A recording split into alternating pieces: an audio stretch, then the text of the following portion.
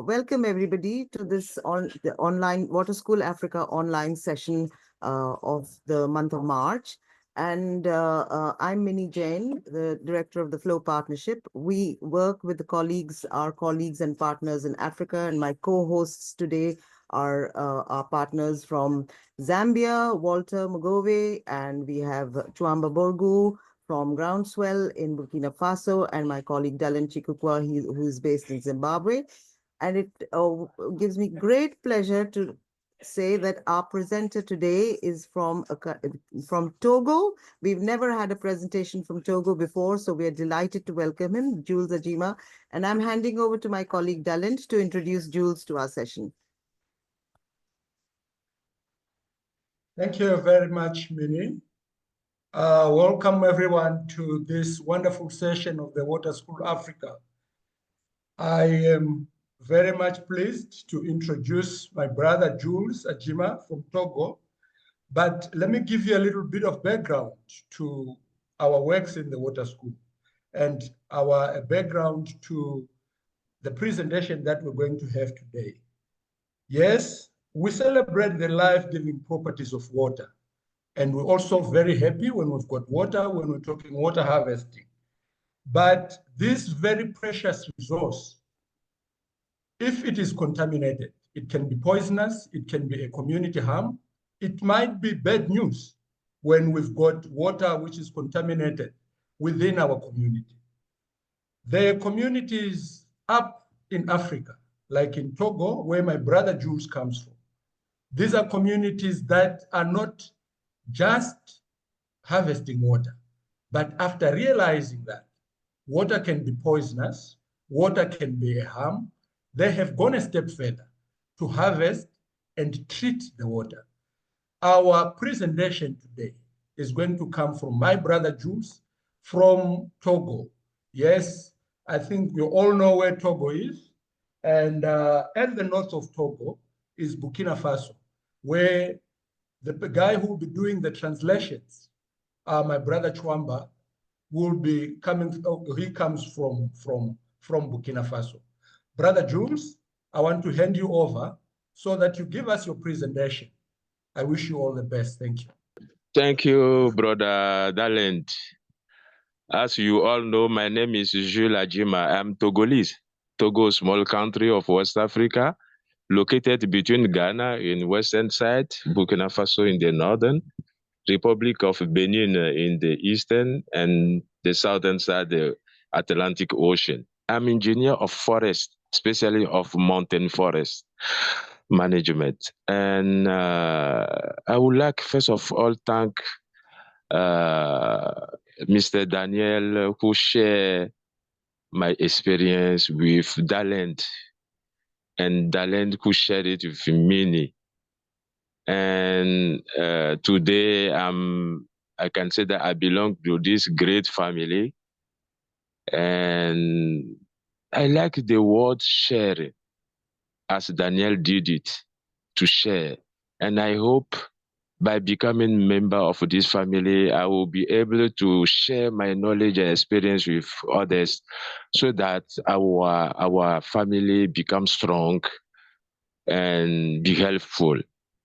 And when I received the message, there's a question. The first question was, why do I think that I can be a good partner of the Water School Africa? Do you hear me, please? Are you hearing me, please? Yes, we are hearing you loud and clear. Yeah, so I have given 5 main points, and I think we started today. My experience, how it could be valuable, how it could be interesting for the others, and how we can replicate them with those who like. And my presentation today, as Dalen said it, will be especially based not only on mountain areas, sanitation, water sanitation, but actually the techniques and how we have tried to save life of some people in these particular areas with the support, financial support of both ends of Netherlands, and Gaga. Gaga is a program on Greenland and gender action. So water in critical mountain areas was the basic of the project we have done 20 years ago with 3 partners, as well as French, IUC and France. So maybe you can tu peux glisser de cela. Modèle de récupération d'eau Togo, water harvesting models in Togo. Okay. Can you play the, yeah. Yes, since you're speaking in English, so you make my task easier. And Okay. ceux qui ne parlent pas anglais, peut-être qu'il faut se signaler. Sinon, pour le moment, quand je regarde la liste des participants, je crois que tout le monde parle anglais. Mais si quelqu'un veut une traduction, il peut se manifester pour que je fasse la traduction. Ok, et je te dirai un mot s'il faut reprendre ça en anglais, oui, en français. Merci beaucoup. Okay. Oui, allons. Let's go to the, yes, go on. Okay. Yeah, today I will try to show a model of water harvesting in our country. And go on, the field. And the one in mountain area and the other in plain savannah like this. As you see the image, the pictures. Okay, allons-y. Oui,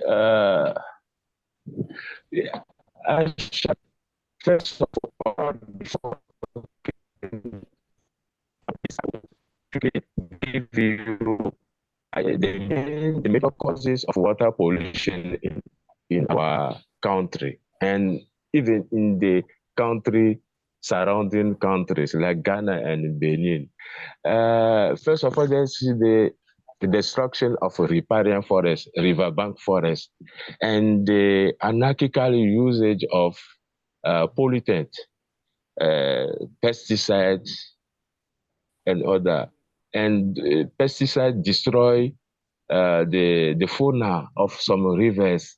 And today it is difficult to find water causes very clear, or after analysis, people discover a lot of diseases. And how people use the right of waste, say les emprises.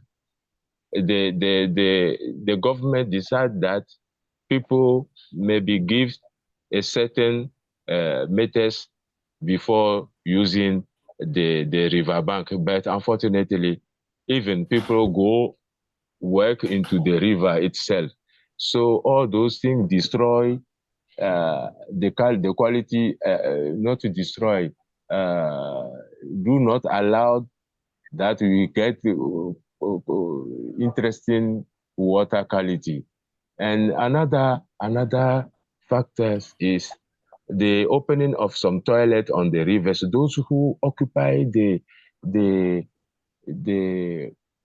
rights of waste, you call it les bords de ruisseaux, des rivières, ceux qui l'occupent. Ouais. Yeah. So they do not want to build the faux septic. So they open, ils ne creusent pas, là tu vas traduire. Ils ne veulent pas dépenser pour faire des faux septiques, mais ouvrent leurs toilettes sur les rivières qui les éliminent. Et en aval, ce sont des maladies, des séquelles des gens qui sont déversés dans ces ruisseaux et causent des maladies. Can you translate it to me, please? So people living on or near the riverbank do not want to use money to build proper toilets. So they are pouring their waste into the rivers and it pollutes it and spreading diseases. Okay, thank you. So let's talk about the process in mountain areas. How we capture the waste and how we treat the waters, and at which stage the water can be usable for people because we have treated already. So as you see the pictures, the first one in mountain areas, we some digs and those techniques to stop the progress of the waste. And after that, after the whole stop the waste, we can women comes and collect them and clean the hole so that at the first stage the water be without waste. And the other side, another techniques at the left show that only the process stop the waste at itself. And the third picture means that we can cover the hole we have dig with cement, prepare with cement. We can stop the waste with this wire system. The third picture. Oui, si si vous me comprenez bien, les trois procédures nous permettent, on a creusé des trous sur les montagnes bien solides et fait avec du ciment pour arrêter les déchets.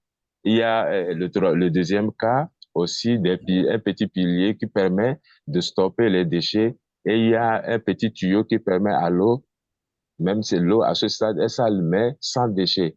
Et le troisième cas, c'est la couverture du trou avec des barbelés, des fils de fer qui peuvent rapidement stopper les déchets.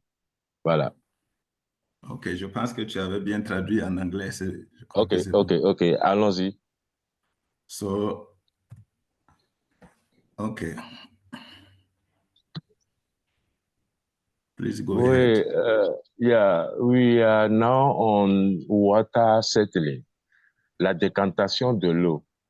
It means we are giving here some techniques that can allow to stop or to limit the flow of waste. You use stones. Peut-être je peux aller en français. Ici, notre technique de décantation de l'eau est à ce stade, on a utilisé des pierres installées sur le lit de la rivière qui permettent dans la seconde photo, tu verras que ces pierres ont limité énormément le flot, les déchets. Donc, les pierres mélangées avec du charbon ici permettent d'arrêter complètement un grand nombre de déchets. Peut-être tu peux traduire. L'étape de la décantation. They're using stone and charcoal to clean the water at this stage. The stones are put into the river bank, and they're a mixture of clay and charcoal below it. And thanks to that, it slow down the waste. It means the solid ones. Okay, go on. Oui. Voilà. Maintenant, c'est l'étape de la purification. Première étape de purification. Donc, so they have several stages for purification. This is the one stage, the first one. Yeah. Ici, on a utilisé du ciment pour construire un petit barrage. Donc, au niveau du barrage, tu vois que les images montrent un petit béton de 1 mètre, dépendant de la vitesse de l'eau, et où on stocke en grande partie la quantité de l'eau recueillie. Donc ici aussi, le système consiste à mettre encore des pierres, à mettre du charbon de bois pour effectivement purifier à ce stade de l'eau. Parce que ici, si on fait l'analyse, on verra que le niveau de maladie, après analyse au laboratoire, et les microbes ont totalement disparu. À 90% à ce stade, on ne trouvera plus de microbes parce que l'étape de purification a été bien dosée.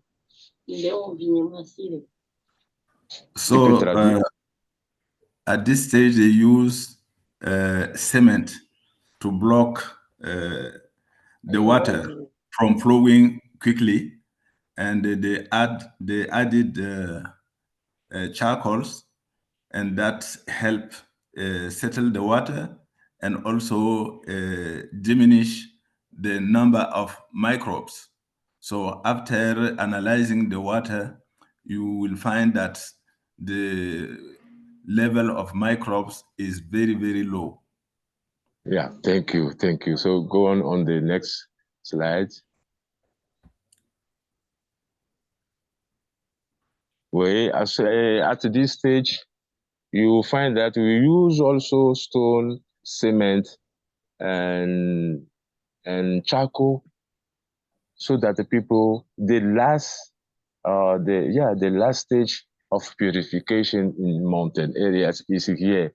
So you find that there are some charcoal and stone under, and even it is the area is very open, is not closed with herbs around. It doesn't mean that it's dirty water. At this stage, the water is very pure, and people can start using it in the second hole. You find a small hole. At that stage, people can come and fetch water easily. Go on. Yeah, we have clean water here. The final stage, exactly with cement, we have a clean water here. And if the overflow can go to the second hole, in that hole, even the small boys and girls can come and fetch water, and so that we can avoid that maybe a small girl fell down in the big hole where we have many quantity of water, the final stage. And we can say at this stage that we have done a rational use of charcoal. We have used rationally charcoal here. Let's go. So you see, we have fresh water, and people can drink it directly without boiling it or adding other chemical material. Nothing can be added here. The water is very fresh, and you can use it, you can drink it easily, and you can prepare with it. You can do everything with this water because it is very clean. Go on. Yeah, yes, this leaf to show that the water is flowing. Here we are in dry season, so the water course is not okay. Pardon? Okay. No, so you see the leaves, it's to show that the water is flowing, the water is clear, and we can easily drink it. Go on. So after mountain areas, we jump on savannah, the plain. Go on. So we are moving due to the Wi-Fi estate. We are moving. You can easily find that we have various techniques to stop the waste. And hello, we use bamboos, a variety species of bamboos that can last in water. We have different kinds of bamboo. The one can be used in water so that it can last for 2 or 3 years before we change it or renew it. And you see the kind of waste this system can stop. And hello? Hello? Hello, we can hear you. We Okay, can okay. hear you. We can hear better. you, Jules. Yeah, okay, can thank go you. Okay, so this with bamboos and some tree species that can last for 3 or 4 years. That's the way they can stop this kind of waste. The second, yeah, go on.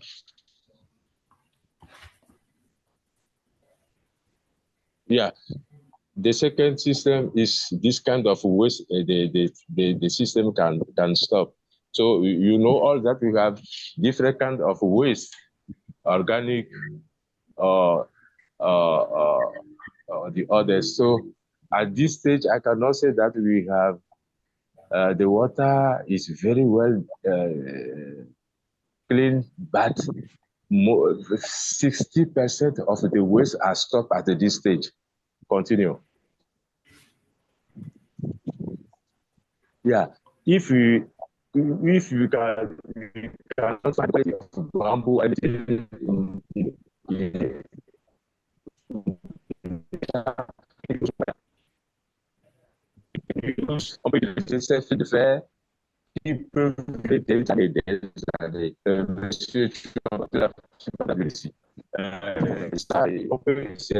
c'est la seconde alternative. Si dans la communauté, on n'a pas suffisamment de fonds pour acheter des fils de fer, on peut prendre des bambous dans la nature. Mais le mieux, pour que ça dure, c'est de tout faire pour avoir des barbelés, pour qu'ils peuvent aussi arrêter facilement les déchets. Please translate it for me, please. So this is another way of making sure we retain the waste and preventing it from going in the water, continuing going in the water. So if the community doesn't have a lot of money to do this wire mesh, they can use also bamboo in case that one is available in their community to also make sure they halt the waste. Okay, continue.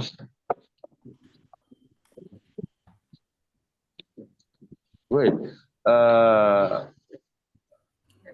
Another system of decantation is to build a small channel to slow down the speed of runoff water. You see it. So that these are almost the last ways we can stop with these techniques. It slows down the water flow so that the next stage, all the material will be used in the next stage not collapse or not be destroyed. So stopping the speed of the runoff water is something very important. Next. So let's discover the different kind of materials we have used. First, clay and kaolin. Clay and kaolin are you all know what clay is, and at this stage we have the possibility to identify the quality of clay and kaolin we have to use.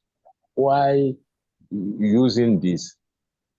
the variety of clays we have are green clay, white clay, which is kaolin, the pink clay, the yellow clay, the red clay, which is the one we are using now.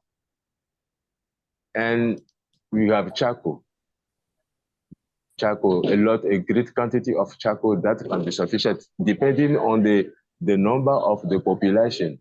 Yeah, it depends on which kind of village, the number of population we would like to serve water so that our process be accordingly.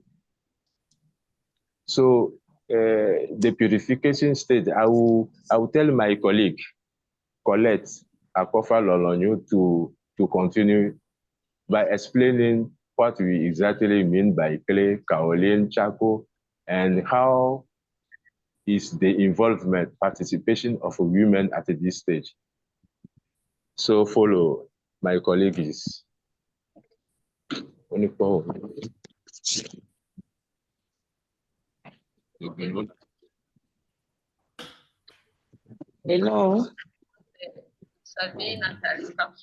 Yes. Bonjour. Yes, we can hear you, madam. You can actually go ahead. Thank you. Mon nom c'est Colette Lolognon Akofa. Je suis le collaborateur de Monsieur Jules. My name is Colette, and I'm a colleague of Jules.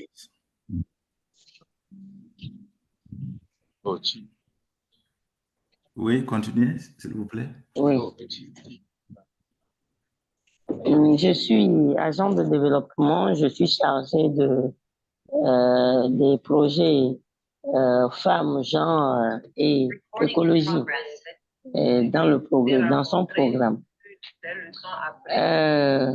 Aujourd'hui, je vais vous parler de l'utilité de l'argile dans la filtration des eaux. So I would like to talk to you, to explain to you how we can use clay to clean water. C'est ça. Et l'argile est un élément essentiel dans la filtration de l'eau, essentiellement des eaux de ruissellement. So clay is an essential element for filtrating water, especially runoff. Il permet de capter et de retenir divers contaminants et de divers contaminants comme les matériaux, bien les matériaux lourds, les bactéries, les pesticides. L'argile permet de les dissoudre, bien de les éliminer dans l'eau. So clay help eliminate several elements that will have contaminated the water, like pesticides, like different kind of microbes. Elle permet la population. La population qui veut dire, elle aide à sceller des particules en suspension, facilite aussi ainsi la sédimentation en éliminant les bactéries.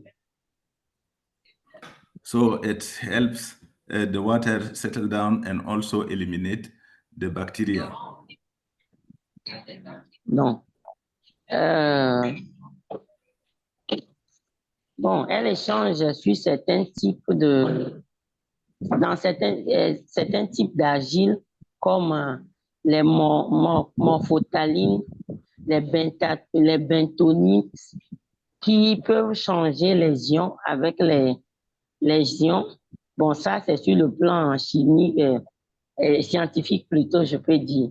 Donc, grâce à ces propriétés, l'argile est souvent utilisée dans les systèmes de filtration d'eau potable. Quand nous prenons les eaux de ruissellement, par exemple. So clay has properties that can, chemical properties that can help clean water. That is why people use it when they want to clean water. Vraiment, OK. L'argile joue un rôle essentiel dans la rétention et l'épuration des eaux polluantes. Voici les principales fonctions que je vais énumérer bientôt. So clay play an essential role in purifying the water. Here are the roles I will quote now. Bon, les principales fonctions sont le piégeage des polluants, les particules d'argile en suspension dans le sol ou transportées par l'eau de ruissellement peuvent absorber et fixer des divers contaminants. So the clay helps stop anything going through the water. It may be solid or also chemicals, and that's something that fixes these material contaminating the water. Bon, dans la pratique, chez nous en Afrique, ou bien chez nous au Togo, je vais vous donner certains exemples. C'est la raison pour laquelle nos mamans utilisent les jarres en argile pour l'eau à boire. Comme ça, quand on verse l'eau dedans, ça au moins, ça donne la fraîcheur à l'eau, ça donne de la bonne odeur et en même temps, ça filtre l'eau et quand on puise en dessous, le reste en bas. Ce qui n'est pas bon reste en bas. So in the olden days, our mothers used to use clay pots to store water. So that way, the water has a good smell, and the clay help also clean the water, and it help also cool it down in terms of temperature. So it was a very good way of having fresh water and cool water and also clean one. Bon, en résumé, je peux dire que l'argile joue un rôle clé dans la filtration naturelle des eaux, surtout des eaux de ruissellement, en piégeant les polluants, en favorisant et à la décantation, par exemple, je m'excuse, et en ralentissant l'écoulement de l'eau. So, in summary, clay is an essential element that helps stop waste in the water. It slows down the runoff, and it also has chemical properties that kills the microbes and several bacteria. Je vous remercie pour le moment. Thank you for now. Yeah. Hello. Hello. Chamba, tu es là? Go ahead. Oui, je suis là. Yeah, go on. Go on. Go on. So, at this stage, we can easily say that after those cleaning process, using clay, different kinds of clay, the role of the clay, and the role of charcoal in the process, you find that our communities can freely use the water we have recovered and sanitized completely. And there's no doubt about this process you are seeing it. But any any strategy depends on the number of villages, the number of volunteers in the village who will participate highly in the process, and how the guidance for the maintenance of the whole process so that it lasts. Go on.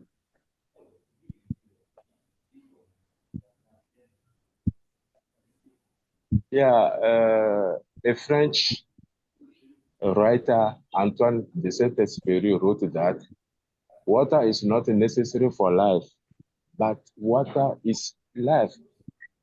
It is life, water. L'eau, c'est la vie. C'est ce que dit Antoine de Saint-Exupéry.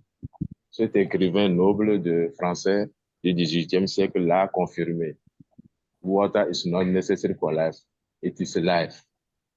C'est pour, it's just to stress on the value of our work, to confirm that by respecting all the processes, by mobilizing the communities, by setting down some rules, process of maintenance of the strategy, we can say actually that if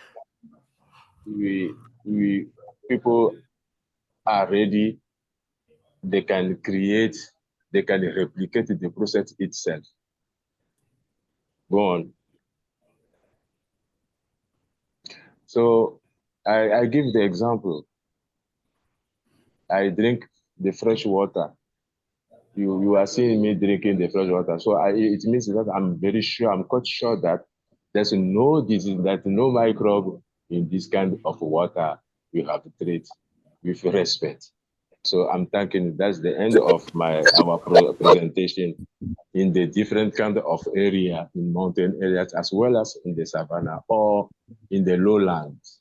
Thank you. Thank you very much, Jules, and your colleague. Thank you for a very interesting, very informative, very educative presentation.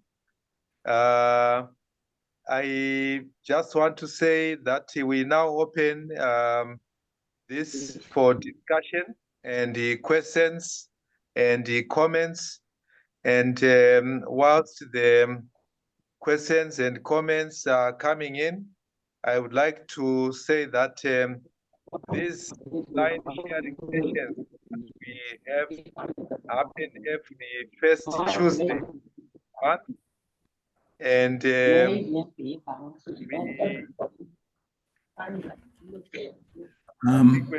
some background. Can we unmute our microphones?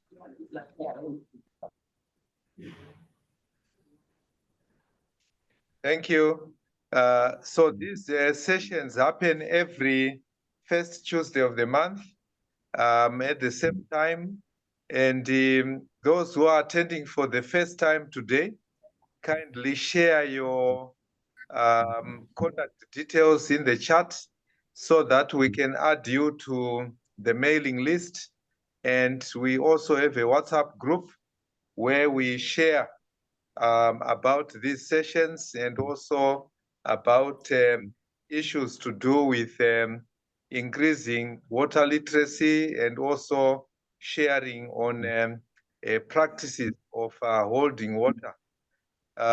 So do share your contact details so that we can keep you informed about these sessions, and you can also join the WhatsApp group where we are trying to grow the movement of people who are water-wise. So we now open for comments and questions. So you can raise your hand. I see John has his hand up. John Wanjiru, go ahead.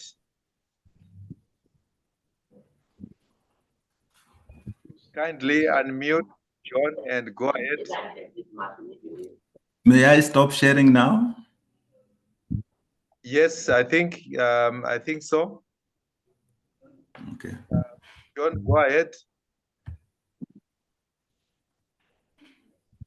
You need to unmute John Wanjiru. Okay, thank you. Can you hear me now? Yes, we can hear you. Go ahead. Thank you very much. I'm John Wanjiru from Kenya. I want just to comment and to support the agenda today that water is life. I can testify that because I have a farm which located in a is very, very poor. Hi, But John. John, can you yes, switch off your video so that we can yes. hear you better?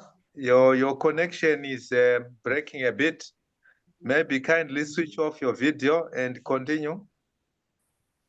Okay, thank you, sir.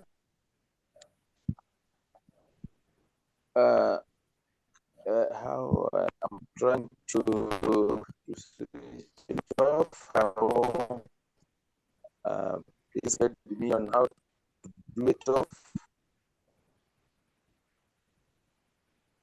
or if it's doable from your side, please, sir, you can.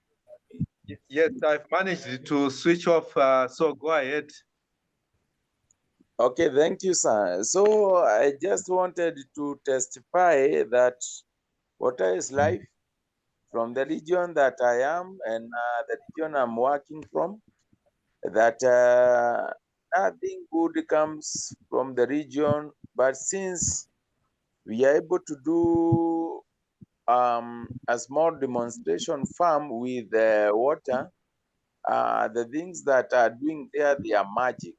And even people from other areas that have water, they are astonished by what we have and the products that we are able to offer in the market. Because one, they do very fast. Two, they are very sweet. Three, they are very nutritious. So, and this has been, it has been uncovered simply because of water. The potential for the area productivity is being discovered or really uncovered because of water. So, and everybody is fighting for the products in the market because the products are very nice, very good, very sweet. And now what we are working around is to help. What is making our heads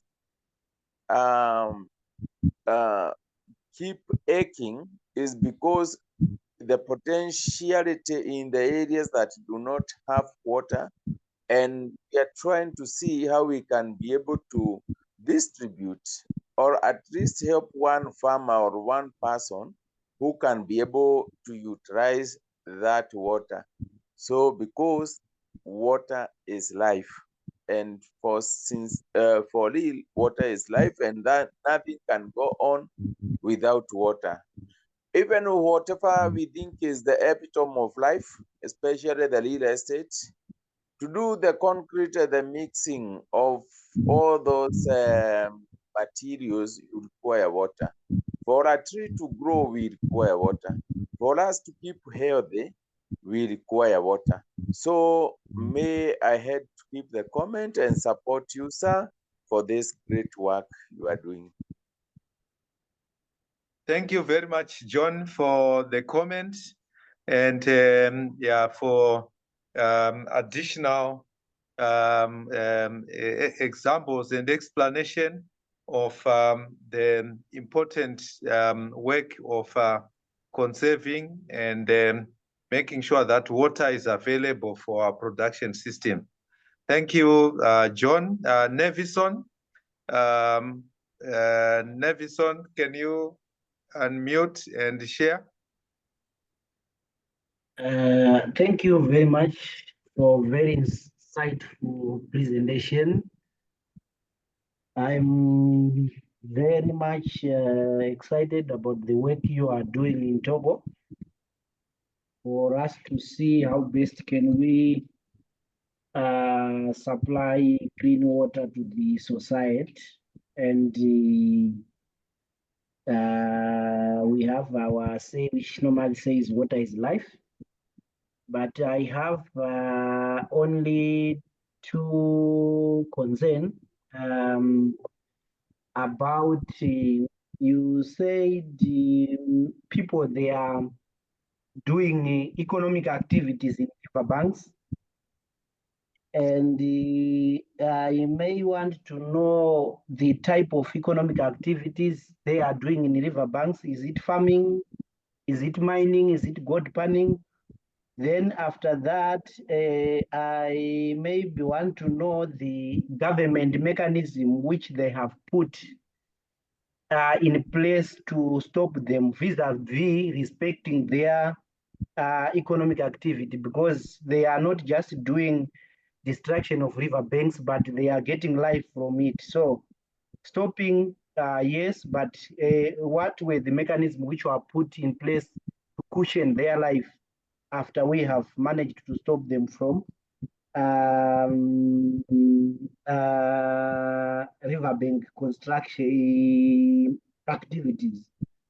Then secondly, I have an issue of the water, the cleaning process, yes. Then I'm concerned about the end product, which you said it is now safe for the community. I wanted to ask about, have you done any laboratory testing of the water in terms of bacteria, E. coli, things like coliforms before, so that you know that the water which is now at the end, it is clean? Then maybe if you have done that, I have shared my email, or maybe you share with me the data which reflects the quality of water which is now being delivered to the society. I thank you. Thank you very much, Nevison, for the two questions. Jules, would you like to come in? The questions on riverbank activities and also the laboratory testing of the water. Jules, go ahead. Yeah, okay, thank you.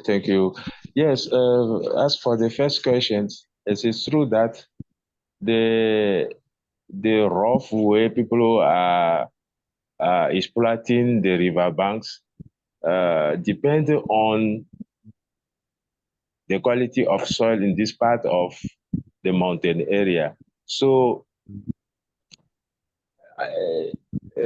telling them to stop farming alongside the rivers or on the river banks, or stop using soap and so on directly in the river. We have set up a mechanism of using the lowland, going to the lowland where the land is very poor, by using the organic system. Organic system depend not only on breeding animals and so on, but by elaborating organic systems with leaves like moringa leaves and many things combined together, so that they got good results by farming on the lowland. And the government do not the intervention of the government is not interested here, because they are not interested in how developing those who are in the remote area. But with our effort, with the local administration, we set up techniques to get their support. Even if we do not go there, if they are running, the forest officers are running, they can get advice and so on. But as alternatives, we transform, we learn how to produce vegetable for their own interest and for generative income activities. Is the only thing we have done is production of vegetable or fisheries to rear tilapia, to stock the water and rear tilapia. That depending on our capacity, financial capacity. And the second one is called yes, the laboratory aspect. Yes, before we start, we work together with the sanitation officers in the hospital of the district. So we bring two people to take a sample of water, we make analysis, and then after the process, we make the analysis to show population that what we are doing is true. So we actually make analysis. So we have all the process, photo of the process. So before convincing community that this water is clean, we have to show the first result of the analysis where there are a lot of diseases, and at the final stage, what we get as a result. But for those who have the possibility, they can use naphthalene. We advise people to use naphthalene to add naphthalene to the water before using it. It is simple also. I think we all know what naphthalene is. They are small, quite products without danger, but we use or we can use water to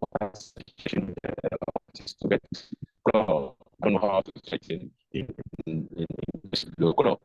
Yeah, to assure, to give assurance that no disease. But listen, please, using all those things, we have not covered the water. Well, the water is in the open air. Something may be happening, but we can assure that at 90, 80%, 95%, the water is clean. But we cannot prevent if there's wind. Wind can bring anything into the water, but we minimize the effect of those kind of external input in the water. That's the answer I can give, please. Thank you very much, Jules, for that comprehensive attention to the two questions. Next, we have Twamba. Go ahead, unmute and share. Okay, thank you very much for your presentation. I wanted to see what role the community plays in this process. Thank you, Chamba. Yeah, the community. We encourage, we promote the involvement, the participation of the community, from the young girls to the old women, from the young boys to men. How? So that's what my colleague Colette was explaining just now. At that stage where women participation is valuable, is how to treat the clays, how to maintain the rivers after applying the clays, and how to explain in their intents. They have the duty or the right to promote the strategy. So in terms of maintenance, we have a different kind of local materials we use to guarantee the quality of the water. So women's role is not so easy, but we have tried as they are in need. They are the one who go to fetch water every day, every night. They are on the way. So they know the value of our strategy, and they bring their contribution. They do anything freely on the voluntary way, so that we do not waste time, but get a good result for the community.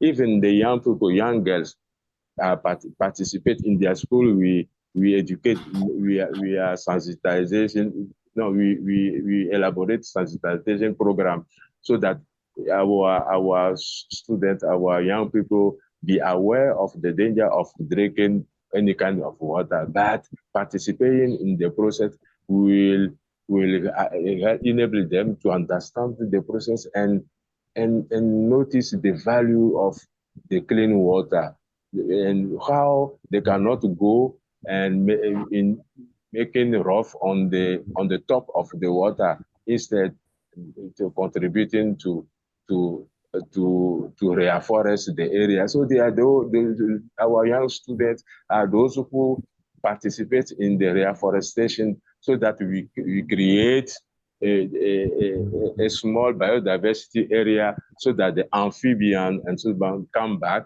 so that we have an area. Even in the savannah, our strategy used enable to have a small biodiversity along the riverside, and we call them pounds in English.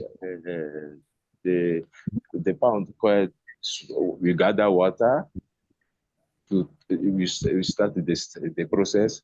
We put stones in them, and from there the amphibian comes and the biodiversity starts. So women are involved. We cannot talk about men. Those who go to bring the bamboos in the bush, the tree species that can stand in the water for a few periods. That's my answer to you. Thank you very much. Again, very comprehensive address. Tswamba, you wanted to add something? No, I think it's okay. I just wanted to see how the beneficiary community is involved in the work, and he just explained it, and I'm satisfied. Thank you. Thank you, Tswamba, and thank you, Jules, for the explanation.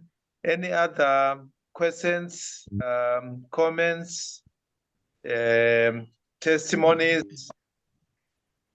They are welcome. Yes, Walter. I think we've got comments in the chat box. I was reading through the chat box, and I've just realized that there's some questions directed to you directly, Jules.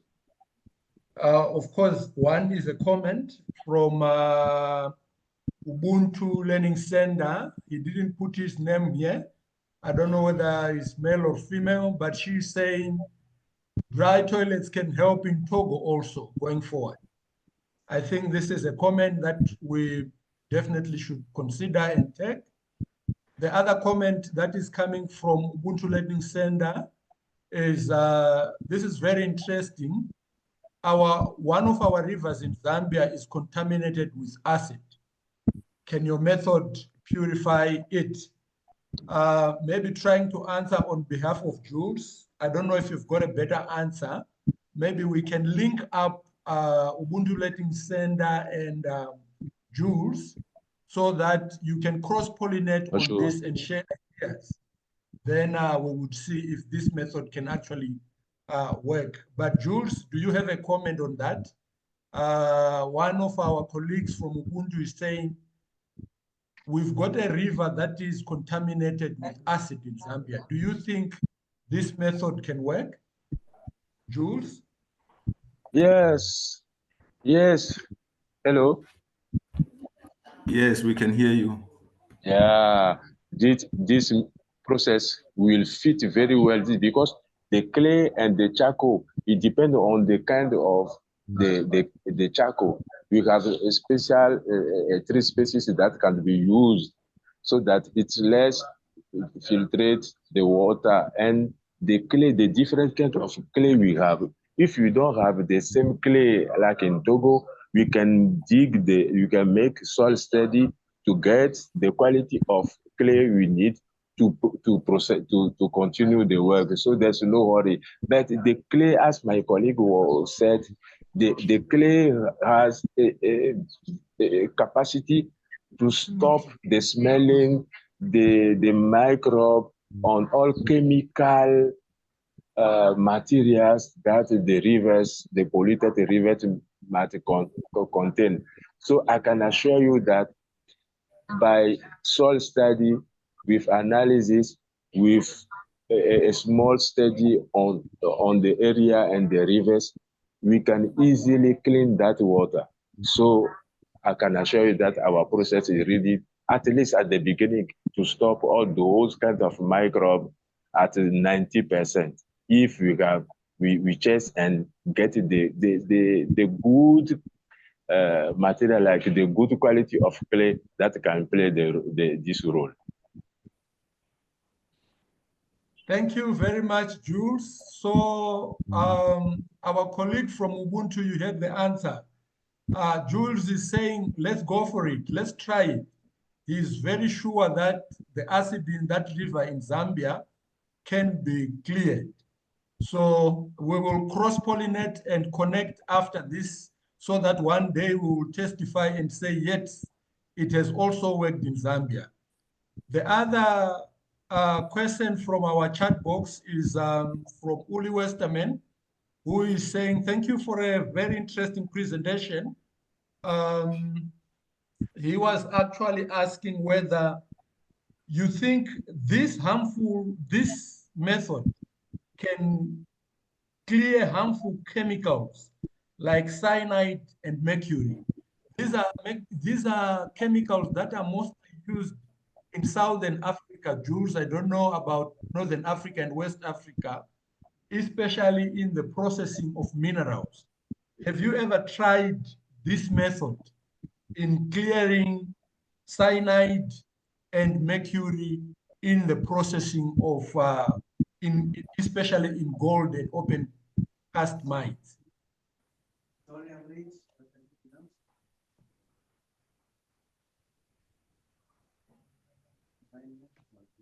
Did you get me there, Jules?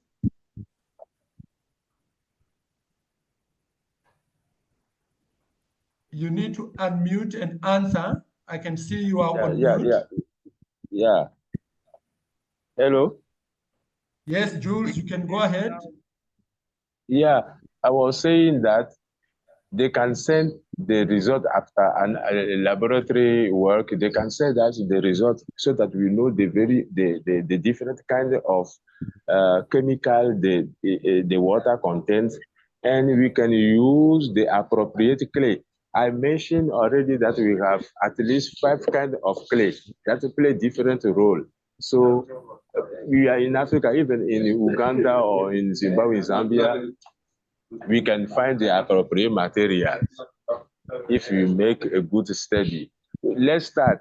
If you start at 3 or 5 levels, we can see how the danger was diminished and what can be done else. So we have started with difficulty and we master the strategy that in all kinds of soil, with any kind of disease, any kind of polluted water, we can get the result we need so that to slow down, to break down the progress of water diseases in the area.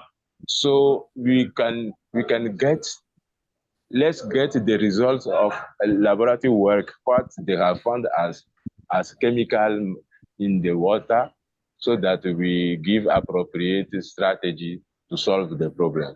Am I clear?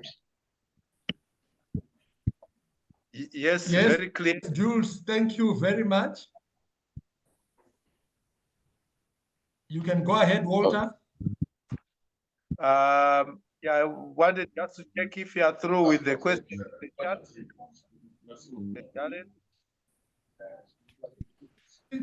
The last question in the chat box is also coming from Otilia Mashingaidze, who is also asking Jules whether the local water authorities in your specific areas, do they certify this water safe to drink after you have done your processes? Does the local authority also say, yes, people drink this water, it is safe? That's a question from Otilia Mashingaidze.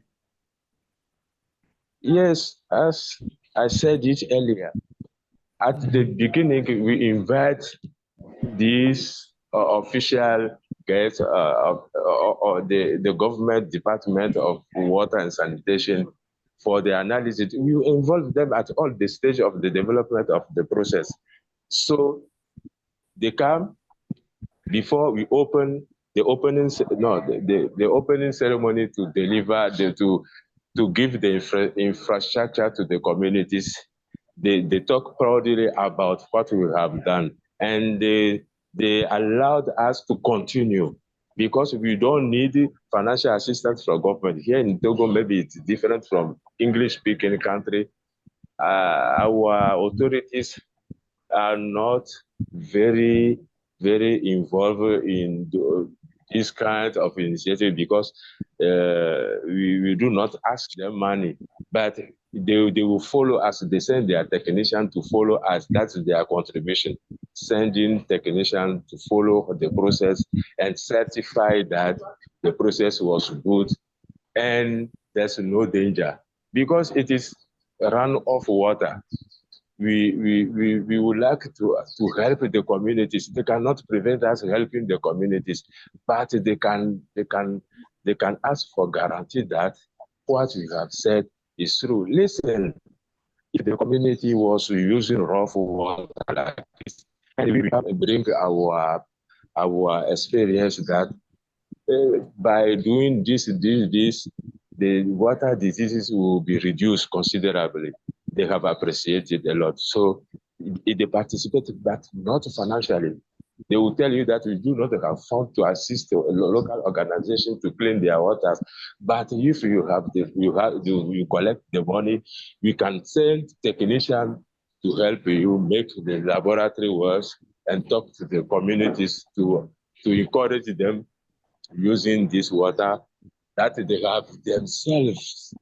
I stress on the word themselves. They have themselves produce, clean the water, so there's no fear to drink it, to use it. Am I clear? Thank you very much. I think that is very clear. Yes, I think that is very clear. Thank you. Yeah, thank you, Darren. Thank you, Jules. We still have a few more minutes, so if anybody got a question or a comment, please feel free to come in. So again, to remind those who are joining for the first time, kindly share your contact details in the chat so that we can add you to the mailing list and to the WhatsApp group, if you also include your WhatsApp number. And also maybe, Jules, you can also your contacts in the chat. I think we have made reference to people who might want to link up with you in terms of the work that you are doing. Yes, go ahead, Swamba. Okay. Thank you. I just wanted to ask to Jules whether there are certain action they implement to prevent the water from being polluted again. Because at a certain stage, they have clean water, but maybe mismanagement of this water or the river banks below, it will be contaminated again for the people that will be downside. So is there a way for them to keep the clean water still clean for a long period? Or how do they educate the community so that it be implemented at territorial level, so that more and more people be aware of it and implement it? Thank you. I can take it in French if you want. Jules, ça va?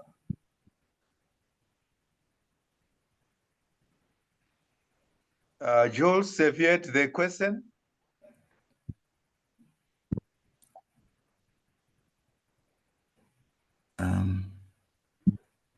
Is muted. I don't see him. Is Jules still on the line?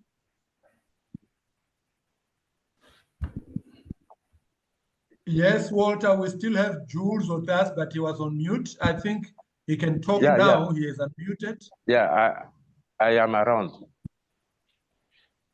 Thank you. Did you hear the question? If I understood this, he was saying that how was the measure we set up so that after the first stage, the water do not get polluted after 2 or 3 years or later on. Is that the question? Yes. Yes, but it means you have clean water at a certain level. But if people do not manage it correctly, it may be polluted again. But especially in the mountain areas, you have community downsides. So you have at a certain level water. If it is not well managed, the community that was down from the first place where it's clean, I worry how you will maintain it to make sure that everyone from the top to the down level, everyone gets fresh and clean water. Yeah, except in Europe where everything is underground and so on. Here in Africa, we can do the same, but in case we do not have all the financial, we do not gather all the financial funding so that we build something strong. Let's say that in Africa, we cannot avoid pollution, never. And due to the wind and due to the behavior of communities, people are stubborn in our area. But if we're well educated, community sensitization in every villages, and by creating materials like signboard and so on for sensitization, all kind of material that can support our work, we do it. And it depends. In a community, I don't know, maybe Choba can help me. Dans certaines communautés, ceux qui ont un peu de sous, ils font des canalisations et on met des robinets. On met des robinets. Donc, pour sécuriser, on met des robinets. Mais pour ceux qui n'en ont pas, ce qu'ils font, c'est qu'ils s'organisent, la communauté s'organise pour l'entretien des fosses, des trous, régulièrement. Tu vois, il peut y avoir des feuilles mortes qui tombent dedans. Il peut y avoir des grenouilles qui tombent dedans, ils n'apportent pas de maladie. L'essentiel, c'est de nettoyer, d'enlever les feuilles mortes régulièrement et l'eau est toujours comme ça parce qu'il faut aussi le soleil, hein, le soleil qui tombe sur l'eau aussi contribue à l'élimination des déchets, des microbes. Je m'arrête là et continue. Je peux résumer pour toi pour la traduction? Okay, thank you. So it will be difficult to have the water continuously clean unless people are organized. And in their case, some people organize themselves to ensure maintenance, to clean it when there's leaves and other dead materials come into the water, they clean it. And he's also added that the sunshine also treat somehow the water, and the communities where people have certain money, they can also dig channels and cover them, or even use tapes, water tapes, to make sure that it's maintained clean. But that's the few examples he can give about maintaining the water clean. Thank you, Tswamba. Thank you, Jules, for the response. And I also picked from his response that education is crucial. Educate the community about the need to maintain the cleanliness of water is also a crucial intervention which they are involved in, which helps to make sure that the cleanliness of the water is maintained. Rob, go ahead, unmute and go ahead.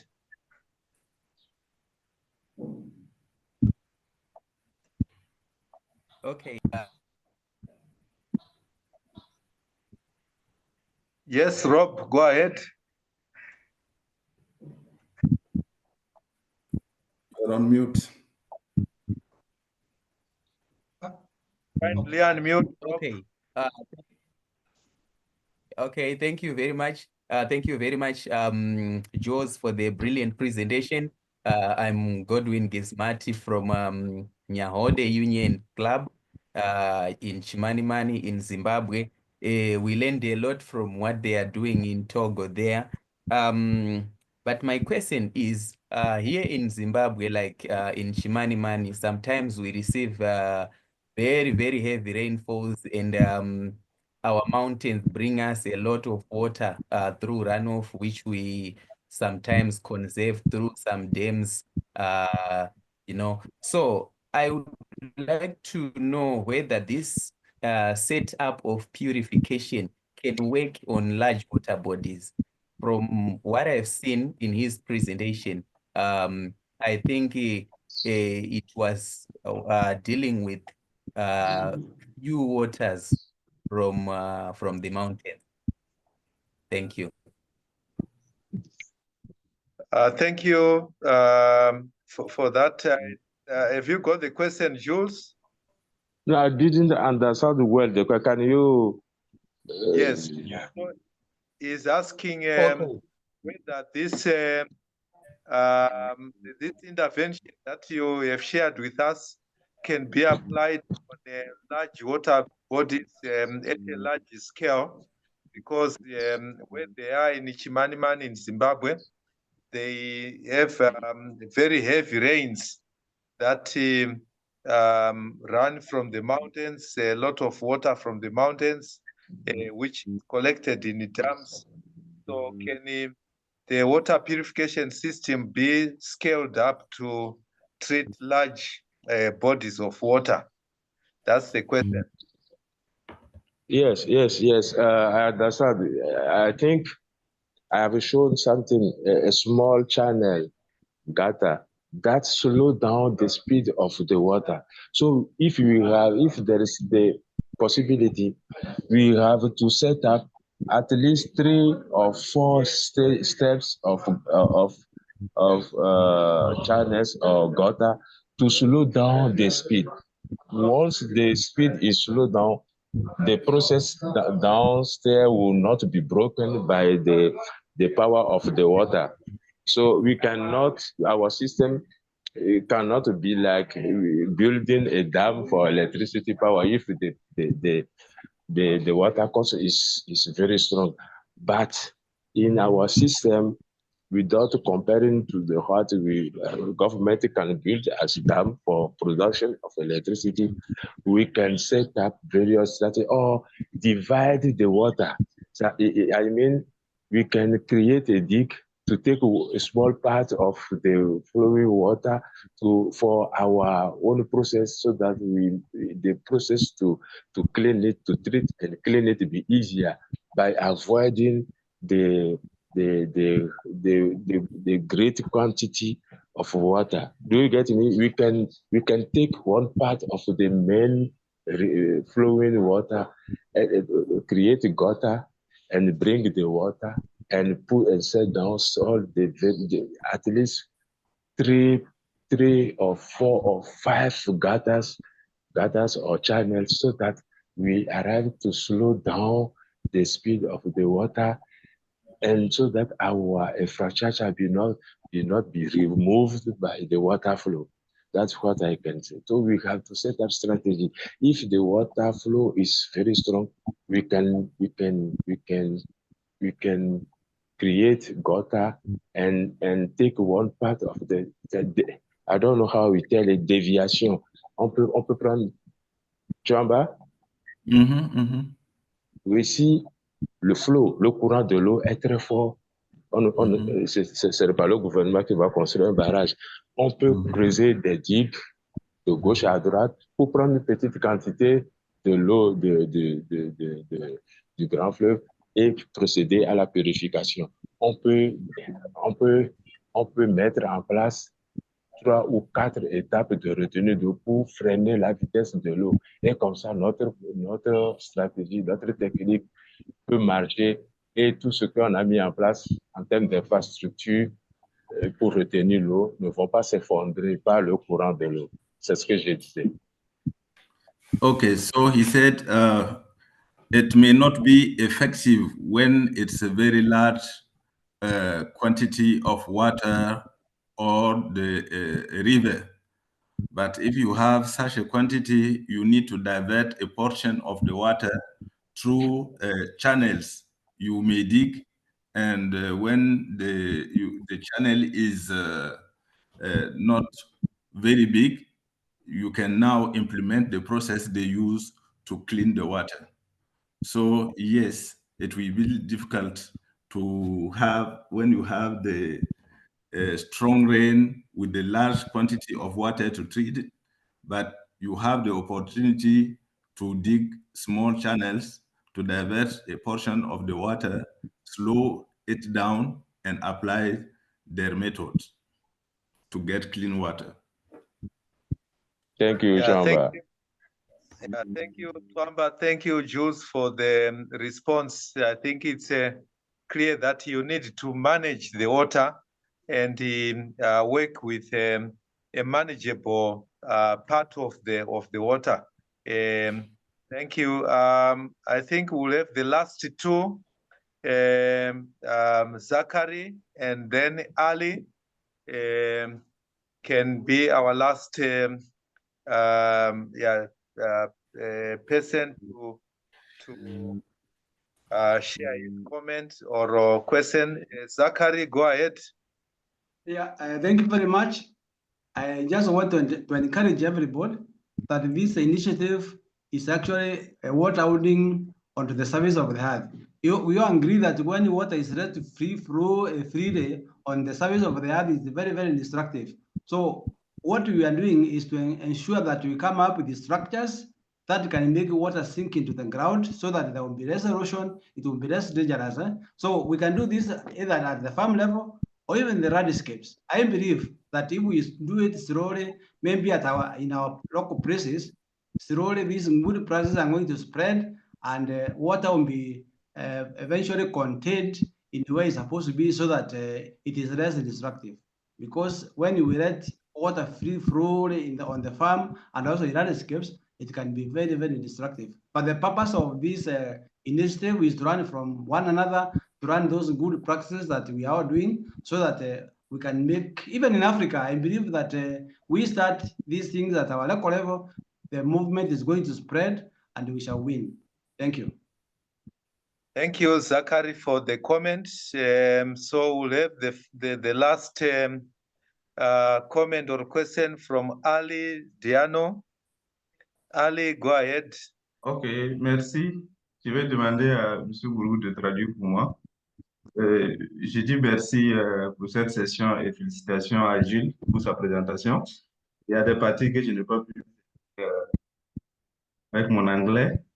J'avais 2 questions par rapport à sa présentation. Premièrement, c'est l'utilisation du charbon, voilà, pour assainir l'eau.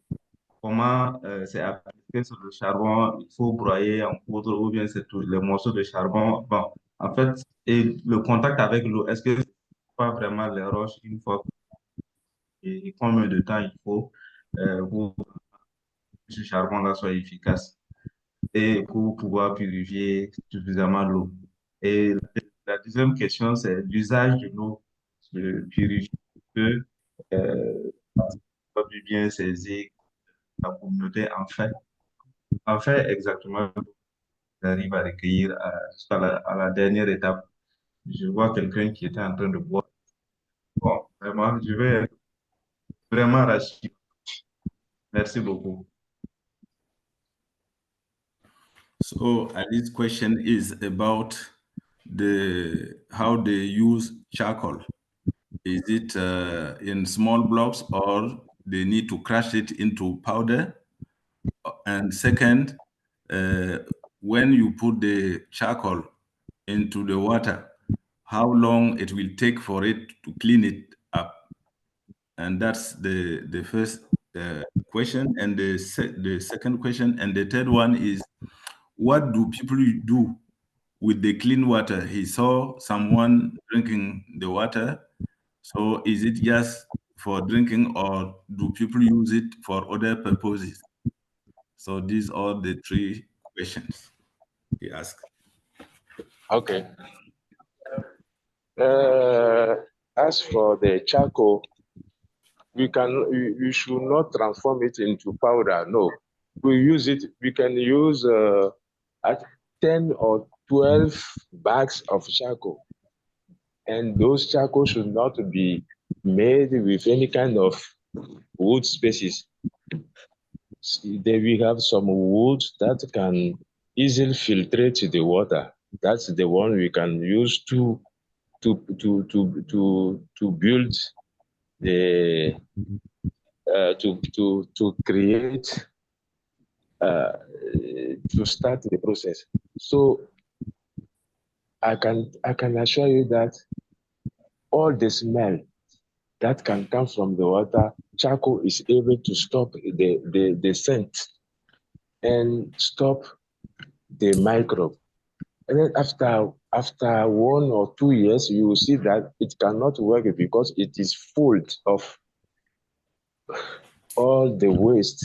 So we remove it, and women can use it to cook at the house. So it's not bad. It's not finished when it play its role. But after we change it, let's say we change after 2 years, we can change the charcoal because it is full of microbe and so on. And then we cannot put it away. Women can use this to cook at home, and then we renew the process. So after 1 or 2 years, even men in the villages are able to produce charcoal. After 5 months or every 1 year, they will remove the old one and put the new one, so that the role of capture microbe and disease and every kind of waste be always very, very powerful. That's what I can say. Though there's this possibility to renew the charcoal every 1 year or 2 years.